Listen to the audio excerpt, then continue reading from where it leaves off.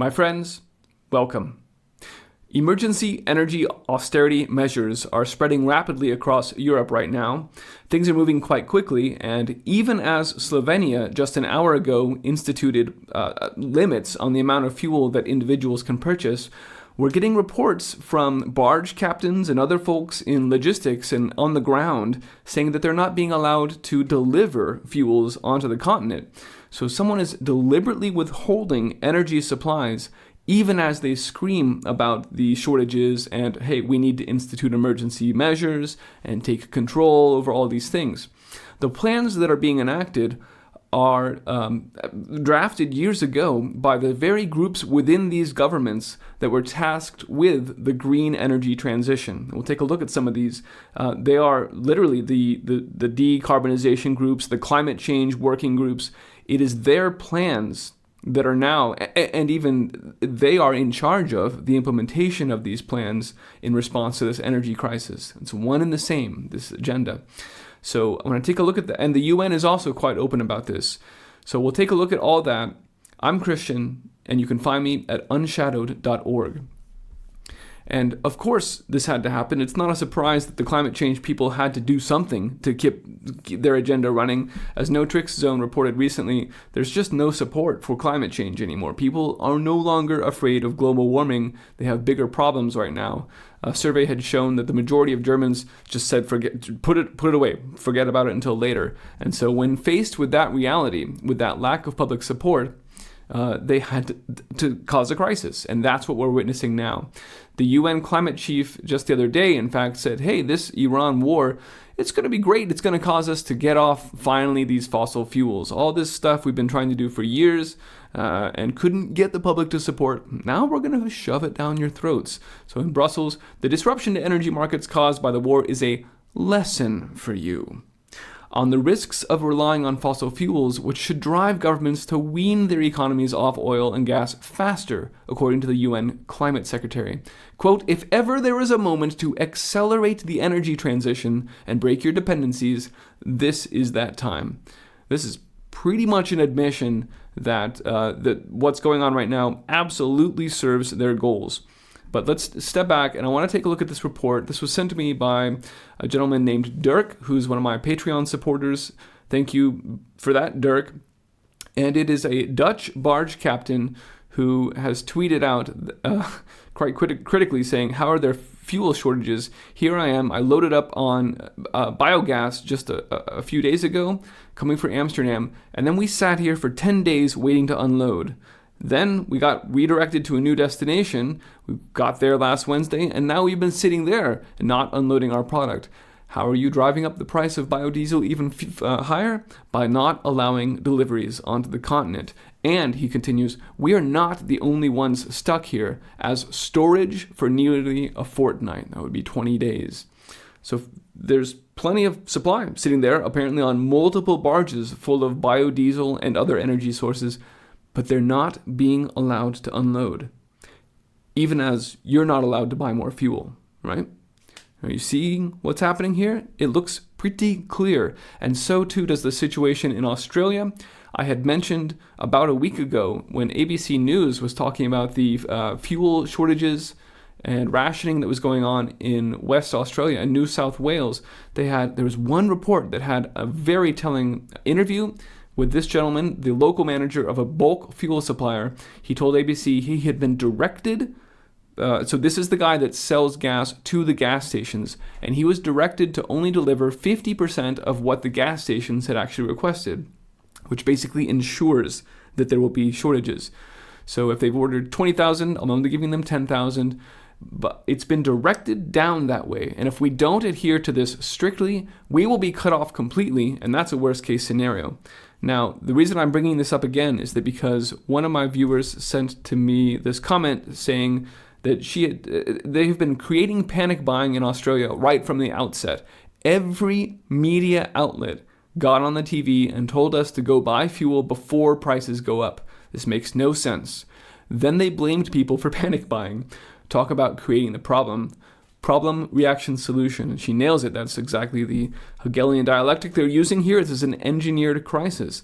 Of course, when you limit the amount of gas that when BP tells their suppliers, you're not allowed to give this to the gas stations anymore, even as the media gets on TV and tells everyone, go buy gas, what's going to happen, right? Naturally, what will happen is that they're going to run out of gas. And that is exactly why the premier, Chris Minns, then got on TV and said, oh man, looks like we're running out of gas, right? It's so clear as the nose on my face that this is being engineered in order to implement the rationing, which New South Wales, to be specific, the state, not the entirety of Australia, has announced they're working on. Between that series of steps, guaranteeing an outcome of shortages that they're then pointing at and saying, well, it looks like we need rationing, and Europe not even allowing those deliveries, it is abundantly clear that this is an engineered situation, a scripted crisis created because no one was afraid of global warming anymore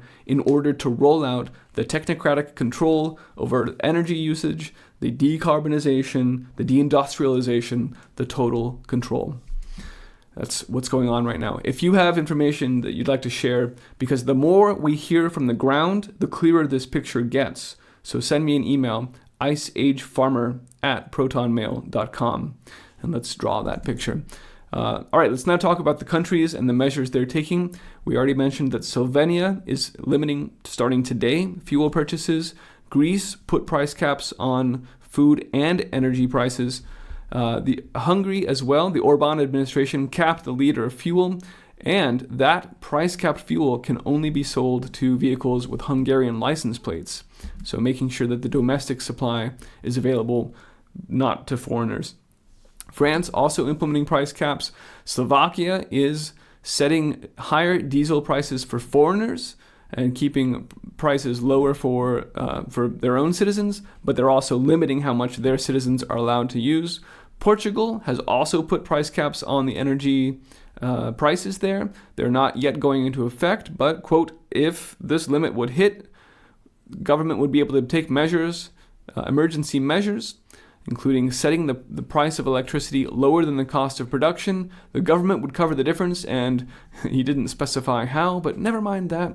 We'll figure it out later. And then, of course, these price limits this is important, would be accompanied by energy efficiency measures such as requiring households to cut consumption to 80% of last year's levels. So you have to eliminate 20%. You have to drop 1/5 of whatever it is you do at home. Gotta stop. It's a requirement once these thresholds are hit, and we're on our way rapidly. In Denmark, meanwhile, they're literally begging, please, please, please stop driving, and citing, if you can stop driving, that will help stretch our reserves so that they last longer. Remember, I said yesterday, the energy reserves that these countries are citing will be used as the throttle for how much they clamp down on people's rights and how far these lockdowns going. In the UK, they're talking about lowering speed limits, just as the IEA had recommended only a few days ago. As they had recommended only a few days ago, along with working from home and a number of other measures. The UK also is telling pubs that they should stop their refrigerators at night over the objections of pub owners who say, hey, we can't do that, the beer will taste terrible. But so they're running the gamut, trying to figure out how to save energy. And I surfaced this report out of the UK, which is called the National Emergency Plan for Fuel. It's produced by none other than the Department for Energy Security and Net Zero. This is why I said at the beginning of the video, it is the people, the climate change, global warming, energy, decarbonization, it's those same people that created the plans that are now being enacted. And in fact, we can even read from the UK, it will be, the decision to activate these measures can only be taken at a national level and would be led by the Net Zero Department. So it literally is the same people who were doing climate change 20 years ago and authoring these plans who are now executing these agendas and in charge of doing it. It's also worth calling out, and bear in mind, this is a 2024 report that the UK has, so for years, has been planning, if they need to control supply and demand, these would be activated in the event of a severe national fuel supply shortage, like the one that is happening right now, that they'll be prioritizing emergency services and public transport leaving households and companies out to dry.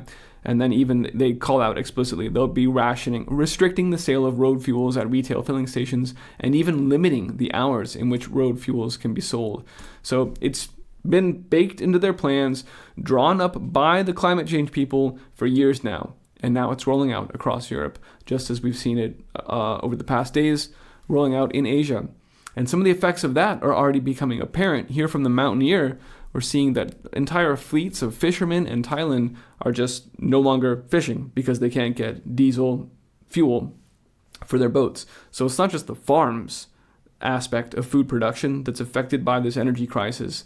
It's the fishing. Energy is in everything, right? It's everything. This is why this is necessarily going to translate into a food crisis, which they will use to tighten their control even further. So start taking steps today to make sure that you have a supply of food, that you're growing your own food in natural ways. Get some quail or rabbits or something that you can create protein in a very small space.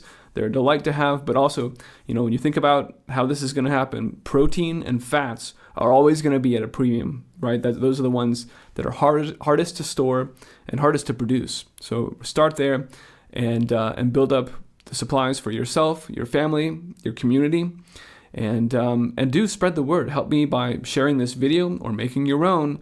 Again, the more data we get from folks on the ground and the more people that are aware of this, the better we'll be able to weather the storm and stop these technocrats from instituting their ridiculous agendas. So, thanks for watching. You can find this report and all my reports, and we'll be keeping an eye on how this is rapidly rolling out at unshadowed.org. If you appreciate this broadcast, if you value this information, please do help me keep it running. You can do that by subscribing with some support at unshadowed.org, or by finding me at patreon.com/iceagefarmer. And I very much appreciate your help. Thank you. All right. Thanks for watching, and be well.